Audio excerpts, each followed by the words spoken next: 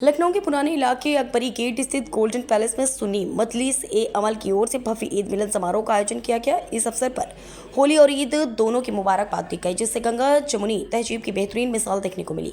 कार्यक्रम में सभी धर्मों के लोगों ने आपसी भाईचारे और सौहार्द के साथ भाग लिया।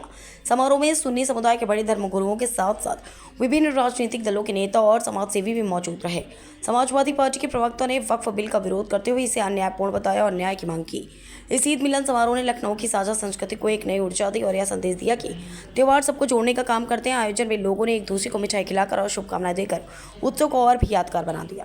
हिंदुस्तान की बुनियाद रखी गई है और जिस तरीके से हमारा हिंदुस्तान में गंगा जमुनी तहजीब है, हमने उसकी एक मिसाल पेश की है।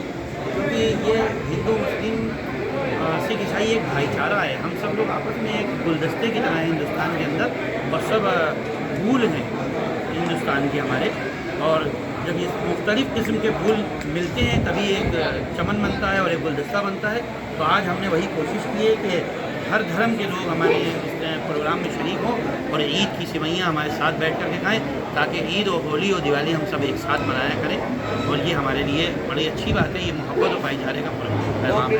सुप्रीम कोर्ट में कई याचिकाएं दायर, क्या लगता है इसके कुछ आगे रोक? देखिए, ये तो कानूनी लड़ाई है, इसमें कानूनी कार्रवाई चल रही है और भी देखिए आगे क्या होता है इसमें। क्या इसमें इसको लेके सुन्नत बिल को लेके आप लोग की बैठकें हो रही हैं अलग अलग जगह पे? क्या अभी इसके बारे में कुछ कहा नहीं आ सकता। अभी जैसा होगा फिर इंशाल्लाह इसके बारे में करेंगे। आज तो सुन्नी जैसे अमल की तरफ से न्यायालय में है, इसे उसमें प्रोग्राम चला है और ये ईद की बधाई दी जा रही है।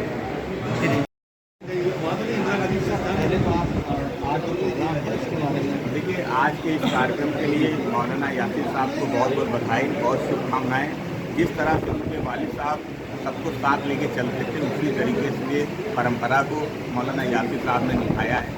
हिंदू मुसलमान सबको एक मंच पे लेके आए। ईद मिलन समारोह, होली मिलन समारोह के नाम के लिए ये कार्यक्रम था, जो पूरी तरीके से सफल रहा। उनको बहुत बधाई। 6 याचिकाएं दायर हो चुकी हैं, क्या लगता है इंसाफ को लेकर क्या कुछ इंसाफ मिलेगा? क्योंकि देश की न्यायपालिका है। देश की न्यायपालिका में उस बिल को कानून की कसौटी पे परखा जाएगा कि आखिर उसमें क्या कमियां हैं, क्या अच्छाइयां हैं। तो समाजवादी पार्टी को भरोसा है देश की न्यायपालिका पे कि देश की न्यायपालिका से वो रास्ता जरूर निकलेगा जिस रास्ते की उम्मीद याचिकाकर्ता करते थे, उनको लेके माननीय न्यायालय के 4 चेहरों पे जो है वो नीतीश कुमार हो, जयंत चौधरी हो, रामविलास हो, चिराग पासवान हो, इनसे कोई उम्मीद नहीं है। उम्मीद है तो केवल बाबा साहब के संविधान से। देश के अल्पसंख्यकों को, मुसलमानों को भरोसा है कि देश की न्यायपालिका से इंसाफ होगा। सपा का क्या रूप है? सपा समाजवादी पार्टी वक्त संशोधन बिल का पहले भी विरोध करती थी, आगे भी विरोध करेगी, क्योंकि लोकतंत्र में बाबा साहब के संविधान ने हमें असहमति का अधिकार दिया है। हम इस बिल से सहमत नहीं है। ये बात बहुत समाज सेवी को 10 लाख का नोटिस दिया गया, इसके बारे में क्या कुछ कहना चाहिए? देखिए, भाजपा का लोकतंत्र में विश्वास नहीं, संविधान में विश्वास नहीं।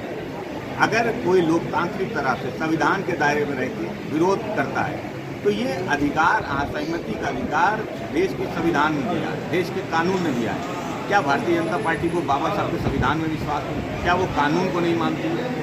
अगर संविधान की व्यवस्थाएं हैं और उन संविधान की व्यवस्थाओं को आप नहीं मानेंगे, अगर देश की न्यायपालिका बुलडोजर एक्शन पे कोई ऑर्डर करेगी, आप उसको नहीं मानेंगे, तो समाजवादी पार्टी समझती क्या है जिनको नोटिस दिया गया उनका विपक्ष भी साथ दे सकता है? क्या ऐसा कुछ? समाजवादी पार्टी हर अलोकतांत्रिक कार्य का विरोध करती है, इस कार्य का भी विरोध करती है।